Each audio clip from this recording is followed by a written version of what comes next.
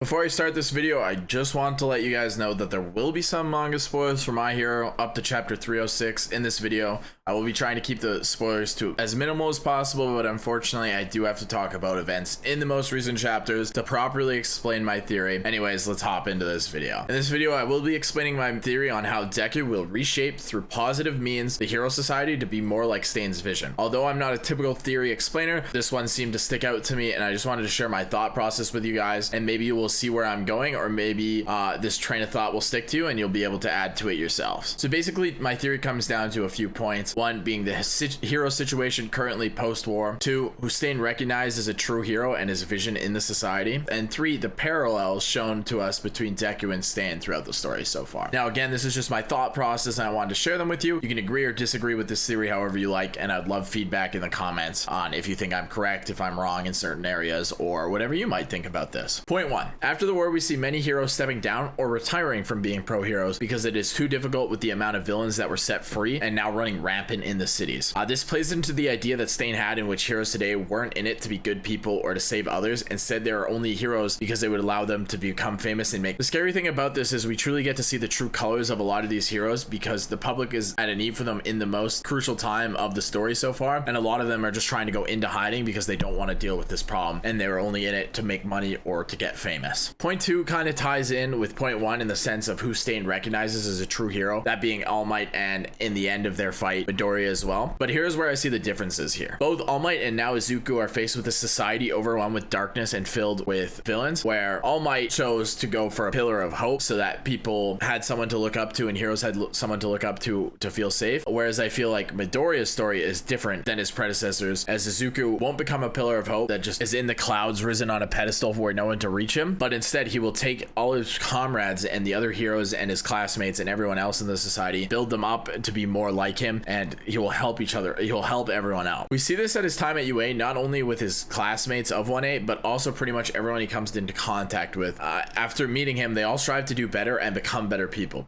We see this mainly in the arc with Todoroki as well as Tenya Ida after they meet Stain, ironically. So as Izuku dives into this problem, Stain's vision of an ideal hero will unintentionally just be driven into the hearts of others as to become this true hero that is only in it to help people and not there for the money or the fame, and thus creating a future that embodies Stain's vision without them intentionally trying to honor villains' ideals, but instead just building a society in which strong heroes together helping the public. Now point three is a little far-fetched and I may be reaching slightly on this one, so I apologize if it sounds silly, but I just wanted to point out some parallels between Stain and Izuku that Hirokoshi may have meant to leave with us, but we're not sure. The first one is the one I think that is the most important, and that's being the first time we meet Stain in chapter 42 of the manga. It's a shot of him tattered up clothing in up high overlooking a city, and now we fast forward to the most recent chapter 306, and we get a shot of Midoriya standing in his ripped hero costume and Gran Torino's cape as a scarf around his neck, also overlooking a city on a high up place. The other parallels I picked up on, which might not be important, were All Might being their inspiration to enter a hero academy, both of them leaving. Now the reasons for them leaving is a little different. Stain's was because he didn't think anyone was a true hero, and Izuku was so that he could protect his friends. Obviously that's a little different, but I think the parallel still stands. All Might being their inspiration, I think, is like a kind of a key point as well. The other thing that seems to catch me off guard and has been bouncing around in my head since I kind of saw this idea through and did a little bit more digging into it was Toga. She is shown to have two characters in the entire show, one being Stain and the other being Midoriya. I'm not sure if this was a pure coincidence or if the parallel between the two was meant to be there. She